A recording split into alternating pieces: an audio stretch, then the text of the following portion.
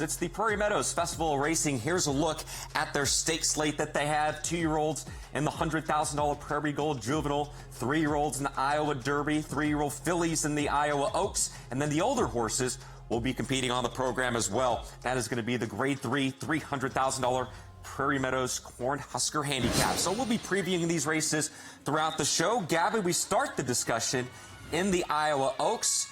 Let's begin with the horse I was just mentioning. Yes, ma'am, the little sister to MYSTIK Dan. What do you see about this horse who draws post number 1 today? Honestly, Joaquin, I think she's going to have to get a little bit faster in order to win this race, but she does look like she's headed in the right direction. Her last race was the fastest race of her career thus far. She finished second last time out at Horseshoe Indy. Of course, she is the younger sister of MYSTIK Dan, and like I said, she's improved her Beyer speed figures in the last several races, but those races were also off the turf races, so she was kind of dealing with smaller fields and potentially turf horses. I have been a fan of Quick Kick for a very long time.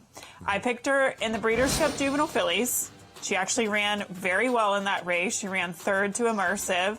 But since then, she's kind of leveled off, and that's a little bit of a concern. Her last 2 races have not been good, in the Acorn and then obviously in the Kentucky Oaks. Now, she's had to deal with wet tracks in both of those 2 events. I'm curious to see her against this competition, which is a class relief. It's not the Acorn and it's not the Kentucky Oaks, let's put it that way. And getting back to a fast main track. I love her. I always have. I know Tom Amoss has been high on her for a very long time. Probably going to get a shorter price. I think the biggest threat to her is probably Paradise City, who also looks like a filly that's getting better and better. Yeah, you talk about the class relief when you look at the recent names that she has been competing against. Speaking of Quick Kick in here, LaCara, Good Cheer, Quiet Side, Immersive, and that's her last few starts. So definitely an easier spot for Quick Kick coming up later today in the Iowa Oaks. Let's move to the boys. We go to race number 7, the $250,000 Iowa Derby. We have the 2 is going to be running in the Indiana Derby, so he's going to be out of here, Gabby. We look at the 6 remaining runners.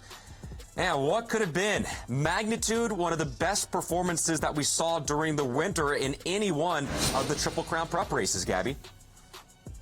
Oh my gosh, he was absolutely phenomenal in the Risen Star. The last time we saw him, got people talking about, could Steve finally get that Derby win with a horse like this?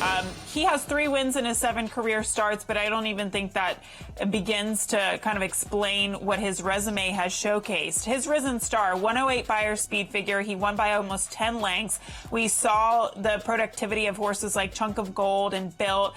I mean, I guess at the time those horses were good. You have to question, where are they now and where is Magnitude now? Sometimes horses coming back off of, injuries, whether it be significant or minor, sometimes they aren't the same.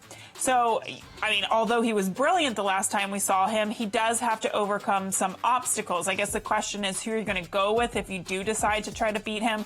I am a huge fan of Big Truz. He's out. Mick Swagger is kind of the interesting local horse. He has improved leaps and bounds with every single start.